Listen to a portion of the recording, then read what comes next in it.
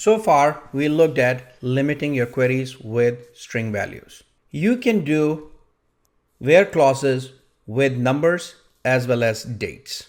So let's write a query where you know the ID of the actor, but you do not know who that ID belongs to. So you need to find an actor that belongs to, say, ID 100. The query you will write is select star from actor where actor ID is equal to 100. Execute it and you got Spencer Depp. Just like string values, you can use and or operators in numeric values as well. Numeric and date values do not support like clause, but they do support greater than, less than, greater than equal to, and less than equal to. In addition, they also support between. So let's take a look how those work. Let's say you need to find all the actors whose ID is greater than 100 but less than 200. 200 and 100 included. In that scenario, you'll use greater than equal to and less than equal to criteria. So this is how your query will look like. Select star from actor table where actor ID is greater than 100 and actor ID is less than 200. So anything in between, including 100 and 200. Go ahead and execute it.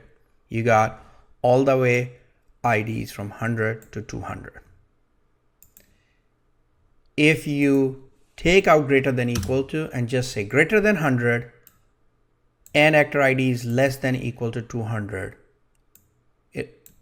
it'll select 101, which is greater than 100, while still selecting 200, which is less than equal to 200. One thing to notice is you do not have to use single quotes when dealing with numeric values. Another way to write this query is where actor ID between 100 and 200. That includes both 100 and 200. You can use similar manipulation on the date column. If we have to select all the actors where last update is greater than February 15, 2006, you'll write something like this and execute it. If you change the date to 16 and execute, you'll see there are no records. That's how you work with numeric values and date values. You can combine numeric values, date values, and string values in your where clause. Let's say if you were to find all the actors whose last name starts with D and have ID greater than 100, you will write a SQL statement that looks like this. Go ahead and execute it.